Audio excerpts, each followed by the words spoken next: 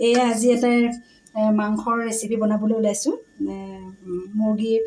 Broiler মুৰ্গীৰ মাংস লৈছোঁ 600 গ্ৰাম, আৰু এফালে পিঁয়াজ লৈছোঁ মাত্ৰ 3টা, আৰু আলু লৈছোঁ 2টা, এয়া নহৰু লৈছোঁ অলপমান, খুব বেছি দিলে বেয়া হয়, অলপমান দিলেই হ'ল, আৰু যিমানখিনি দিছোঁ সিমানখিনি আপোনালোকে চাই ল'ব। আৰু এয়া মই লৈছোঁ এটা ইলাচি, 4-5টামান লং, আৰু এটুকুৰা দালচেনি, আৰু কেইটামান মই জালুক লৈছোঁ সুন্দৰকৈ ধুই পেলাই। আপোনালোকে চাই থাকক মই ৰেচিপিটো কেনেকৈ আৰম্ভ কৰোঁ। এয়া দেখিছেনে, এইটো আজি মই যিটো ৰেচিপি বনাম সেই ৰেচিপিটো মই এটা ইণ্ডাকশ্যনত বনাম। আৰু এয়া এখন ইণ্ডাকশ্যনটো অন কৰি কেৰাহী এখন উঠাই দিছোঁ, নন ষ্টিক কেৰাহী এখন উঠাই দিছোঁ, আৰু তাতে মই এতিয়া ৰেচিপিটো আৰম্ভ কৰিম। অকণমান কেৰাহীটো গৰম হ'ব দিছোঁ, গৰম হোৱাৰ লগে লগে ৰেচিপিটো ষ্টাৰ্ট কৰিম। এয়া লাহে লাহে যিটো কেৰাহী উঠাইছিলোঁ সেই কেৰাহীটো প্ৰায় গৰম হওঁ হৈছে, আৰু গৰম হোৱাৰ লগে লগে মই ইয়াতে মিঠাতেল দিম। বৰ বেছি মিঠাতেলো দিব নালাগে, কম মিঠাতেলতে কেনেকৈ ভাল এটা ৰেচিপি বনাব পাৰি সেইটোৱে আপোনালোকে আজি ইয়াৰ পৰা শিকিব। কাৰণ মই একো বস্তুৱেই বেছিকৈ নিদিওঁ, বেছিকৈ দিলে মানে বস্তুটো খাবলৈ যদিও ভাল হয় তথাপিও অপকাৰো আছে। সেয়েহে মই খুব কম বস্তুৰে এটা ৰেচিপি বনাই দেখুৱাম। চাব আপোনালোকে কেনেকুৱা পায়, এবাৰ বনায়ো চাব, ট্ৰাই কৰিব ঘৰত বনাবৰ কাৰণে। এয়া মই কেৰাহীটো গৰম হোৱাৰ লগে লগেই ইয়াতে অলপমান একদম কমকৈ 600 গ্ৰাম মুৰ্গী মাংসত এইকণ মাত্ৰ তেল দিছোঁ। আপোনালোকে এবাৰ চাওক, এইখিনি তেল দিছোঁ মাত্ৰ, খুব বেছি 3-4 চামুচমান তেল দিছোঁ। এয়া দেখিছেনে, তেলখিনি গৰম হৈ যোৱাৰ লগে লগে ইয়াতে মই লং, ইলাচি, আৰু এটা ইলাচি আৰু এটুকুৰা দালচেনি ইয়াতে দি দিছোঁ। লগতে ইয়াতে দি দিছোঁ এয়া দেখিছেনে, মই এনেকৈ লৰাই আছোঁ, এনেকৈ লৰাই আছোঁ, তেতিয়া বেছি সুন্দৰ হয় টেষ্টটো। আমি অসমীয়া মানুহে এটা কথা ভালদৰে জানো যে লৰোৱাৰ ওপৰতে নিৰ্ভৰ কৰে কমপ্লিট ৰেচিপিটোৰ টেষ্টটো। গতিকে আমি লৰাইছোঁ কেনেকৈ সেইটোৰ ওপৰত নিৰ্ভৰ কৰিব এটা ৰেচিপিৰ টেষ্টটো আমি কেনেকুৱা পাম, সেইটো আপোনাৰ লৰোৱাৰ ওপৰতে নিৰ্ভৰ কৰিব। সুন্দৰকৈ ৰঙচুৱা এটা হৈ গৈছে পিঁয়াজখিনি। এতিয়া আপোনালোকে লগে লগে তেনেকৈ হোৱাৰ লগে লগে আপোনালোকে ইয়াতে নহৰুখিনি দি দিব। নহৰুখিনি দি দিয়াৰ পিছতে যাতে নহৰুখিনি অকণমান,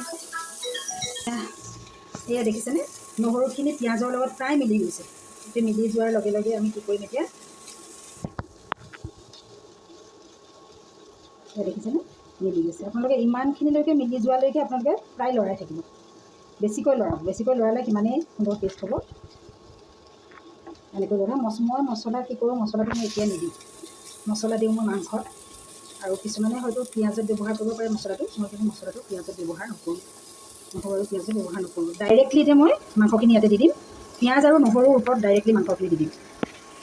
এই দেখিছেনে, এই 600 গ্ৰাম মাংস মই সুন্দৰকৈ ধুই পিঠি আগতীয়াকৈ থৈ দিছিলোঁ, আৰু এয়া মাংসখিনি দি দিছোঁ। মাংসখিনি দিয়াৰ লগে লগে এনেকৈ আপোনালোকে লৰাই দিব, তাৰ পৰাহে নিমখ আৰু হালধি দিব, এনেকৈ লৰাই দিব ভালকৈ। পিঁয়াজটো এনেকৈ মাংসখিনি লৰাব, তাৰপিছত আপোনালোকে নিমখ আৰু হালধি দিব। সেয়া মই হালধি দিছোঁ, হালধিটোৰ কথা কৈ দিব নোৱাৰিম যে কিমান দিছোঁ, কিন্তু এটা নিৰ্দিষ্ট জোখত আপোনালোকে হালধিটো দিব, যিটোৱে নেকি আপোনালোকৰ তৰকাৰীখনৰ কালাৰটো খুব সুন্দৰ কৰি দিব।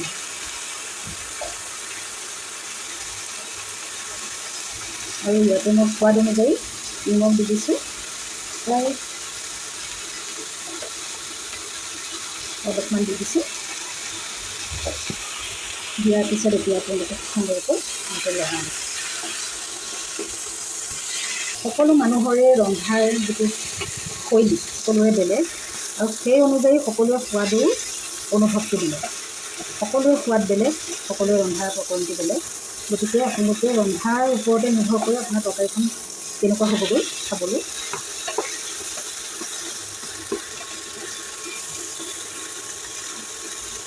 এনেকৈ নিমখ আৰু হালধি দিম। এতিয়া আমি যাম মছলাখিনিলৈ।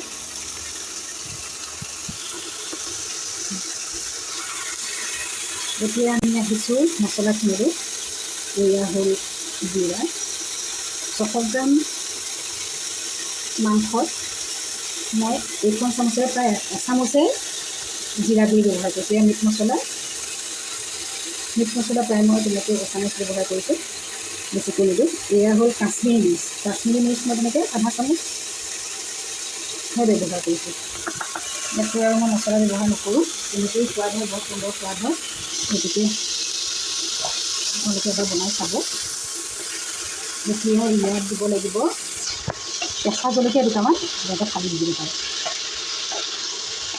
মই যিহেতু আমাৰ ঘৰৰ মানুহে লাল মিৰ্চটো ইমান এটা পচন্দ নকৰে আৰু খাবলৈ ইচ্ছা নকৰে, সেয়ে মই কেঁচা জলকীয়া ব্যৱহাৰ কৰোঁ।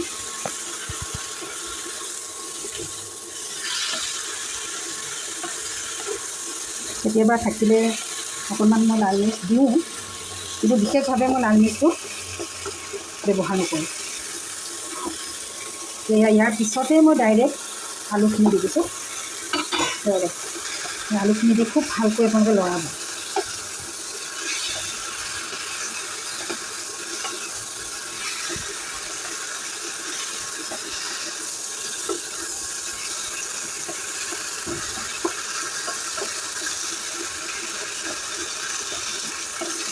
খুব ভালকৈ আপোনালোকে এনেকৈ লৰাব। এয়া দেখিছেনে, মাত্ৰ মই এটা ডাঙৰ আৰু এটা সৰু আৰু এটা ডাঙৰ কেঁচা জলকীয়া ব্যৱহাৰ কৰিছোঁ। সেই কেঁচা জলকীয়া এনেকুৱা সুন্দৰ এটা টেষ্ট আনি দিব, যেনেকৈ ভাজিব নোৱাৰিব। মাংসৰ এটা যিটো মানে আচল মাংসৰ যিটো টেষ্ট সেইটো আনি দিব। আৰু আপোনালোকে জানেনে এতিয়া মই কি দিম ইয়াত? আপোনালোকে এটা লক্ষ্য কৰিছেনে, এতিয়ালৈকে এয়া কেঁচা জলকীয়া দি অলপ সময় ভাজি থকালৈকে মই কিন্তু ঢাকনি মৰাই নাই। মই এয়া ঢাকনি নমৰাকৈ এতিয়ালৈকে ভাজি আছোঁ আৰু এইখিনি সুন্দৰকৈ এটা তেলৰ নিচিনাকৈ ওলাইছে। কম পৰিমাণে ইয়াত দেখিনে তেলৰ নিচিনাকৈ ওলাইছে। সেই তেলৰ নিচিনাকৈ ওলোৱাৰ পিছত ইয়াত দেখিনে তেলৰ নিচিনাকৈ ওলাইছে। সেই তেলৰ নিচিনাকৈ ওলোৱালৈকে মই কি কৰোঁ, এনেকৈ মই সুন্দৰকৈ ভাজিয়ে থাকোঁ। এতিয়া আপোনালোকে চাওক, কোনো মানুহেই কিন্তু এনেকৈ বিলাহী নিদিয়ে। মই কি কৰোঁ, এনেকৈ সেইটো অপশ্যনেল, আপোনালোকে দিবও পাৰে নিদিবও পাৰে, এনেই টেষ্ট আহিব। কিন্তু এনেকৈ আপোনালোকে যদি বিলাহী এটা দি দিয়ে, মানে ক'ব নোৱাৰে আপুনি কেনেকুৱা সুন্দৰ টেষ্ট হ'ব। সৰু দিব কিন্তু দেই। মই এয়া দেখিছেনে, এতিয়া বিলাহীটো যে দিলোঁ, এই দিয়াৰ পিছতে মই এতিয়া সুন্দৰকৈ ঢাকনিখন মাৰি থৈ দিম প্ৰায় 5 মিনিট ঢাকনিখন মাৰি দিম। আৰু এনেও আপোনালোকে জানে যে ব্ৰইলাৰ মাংস অতি সোনকালে সিজে, গতিকে ব্ৰইলাৰ মাংসটো অকণমান সিজাৰ পিছতে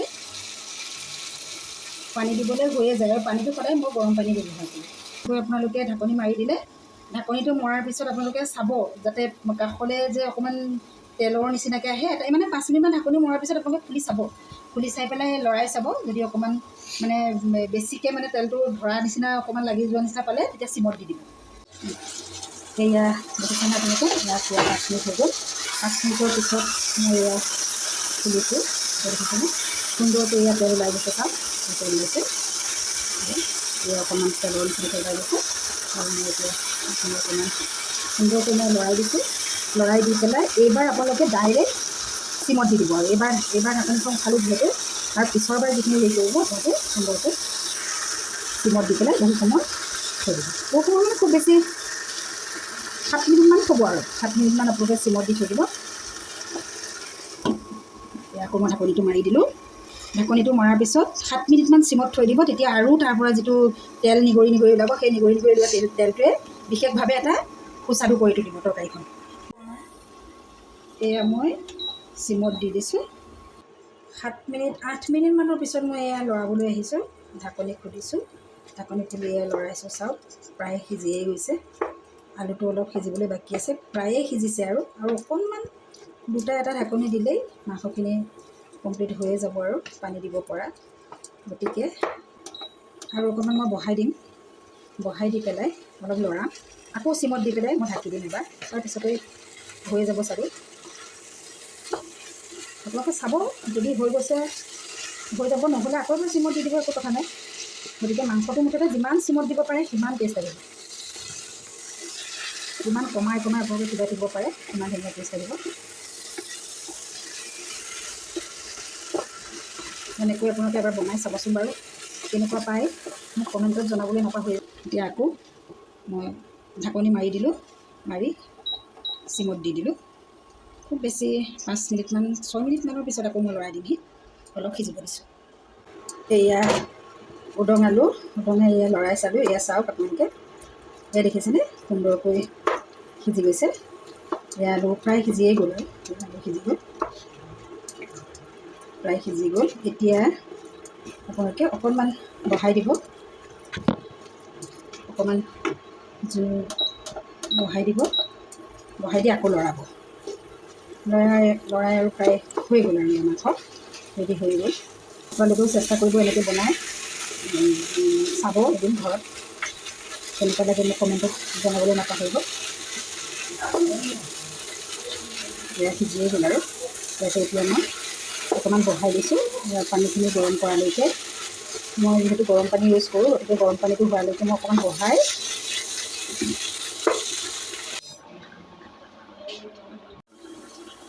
এয়া দেখিছেনে আপোনালোকে, যেতিয়া মই পানী দিছিলোঁ সেই পানী দিয়াৰ পিছত আপোনালোকে মাজে মাজে আহি পিনে আপোনাৰ লৰাই থাকিবও পাৰে। এয়া আমাৰ ৰেচিপি অলৰেডি তৈয়াৰ হৈ গৈছে। আমি এতিয়া অফ কৰি দিছোঁ। আপোনালোকে যিমানটো পানী লাগে সিমানটো জোখত আপোনালোকে ৰাখিব পাৰিব। এতিয়া মই অফ কৰি দিলোঁ, ইণ্ডাকশ্যন অফ কৰি দিলোঁ। এতিয়া আমাৰ এই ৰেচিপি তৈয়াৰ হৈ গ'ল। আমি এতিয়া ভাতৰ লগত পৰিৱেশন কৰিম।